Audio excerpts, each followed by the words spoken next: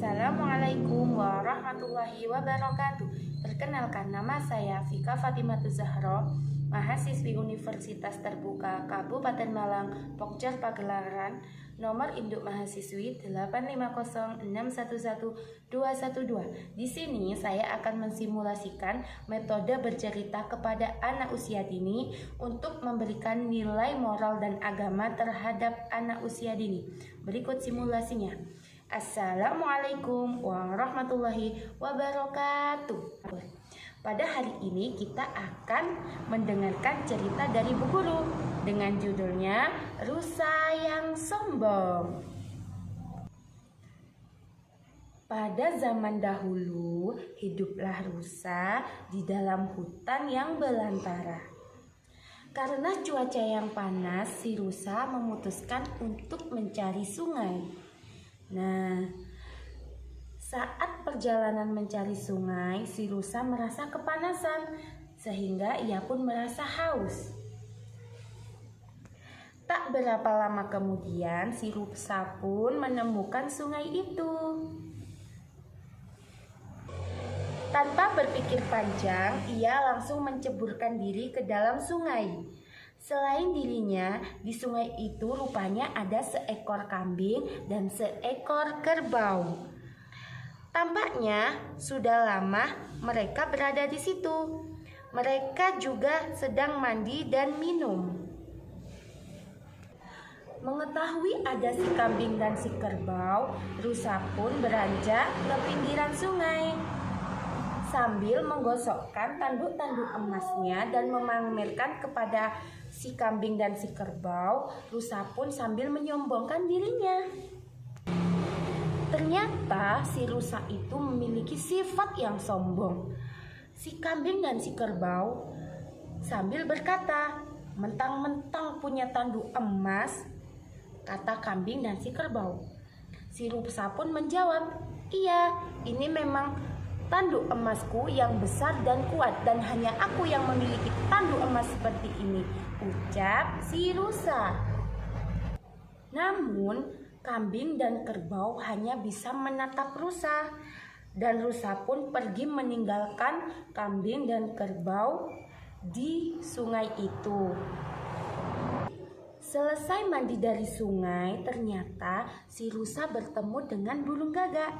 Di sana burung gagak menyapanya, "Hai rusa, bagus sekali tanduk emasmu itu, terlihat berkilau dan bercahaya," ucap si burung gagak.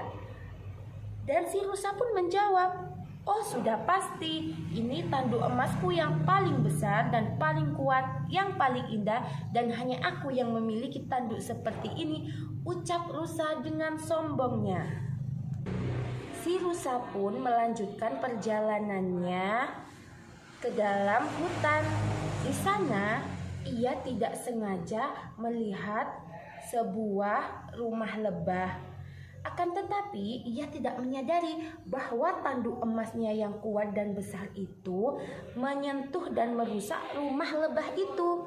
Sehingga para lebah menghampirinya dan menggigit badan si rusa.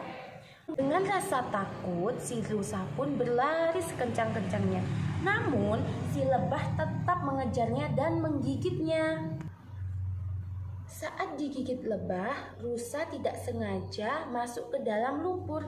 Ia pun meminta tolong di dalam hutan. "Tolong, tolong," ucap si rusa.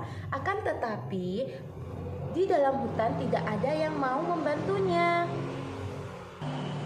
Untung saja saat di perjalanan, kambing dan kerbau menemukan si rusa dan membantunya keluar dari lumpur.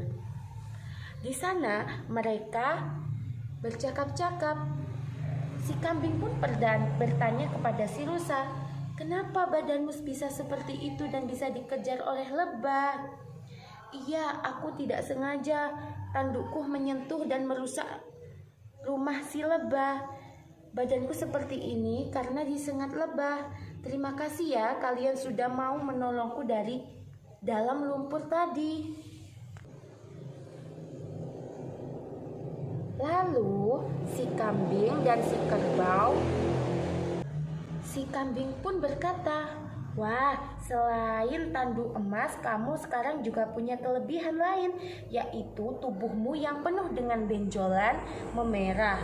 Sambil tertawa, hehehe.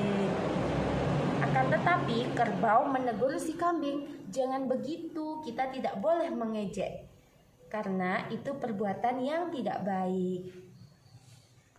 Sambil menyesal, si rusa pun meminta maaf. "Ia maafkan aku karena sifatku yang sombong.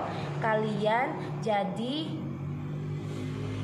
tidak nyaman dan tidak menyukaiku. Tapi aku mau mengucapkan terima kasih karena kalian sudah menyelamatku dari lumpur dan serangan lebah tadi," ucap si rusa. Kambing dan kerbau pun memaafkan si rusa. Nah, mereka pun berteman kembali. Nah, pada cerita ini, apa yang pesan moral yang bisa kita dapat? Yaitu, janganlah suka menyombongkan diri dengan apa yang kita miliki. Dengan sifat sombong, kita tidak akan mempunyai teman. Jika tidak punya teman, saat kita kesusahan tidak ada yang mau menolong. Makanya kita tidak boleh melebih-lebihkan kelebihan kita dan mengejek kekurangan orang lain, karena kita sama-sama ciptaan Allah, mempunyai kelebihan dan kekurangannya masing-masing.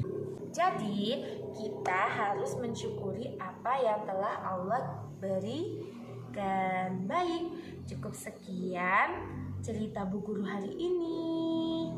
Wassalamualaikum warahmatullahi wabarakatuh.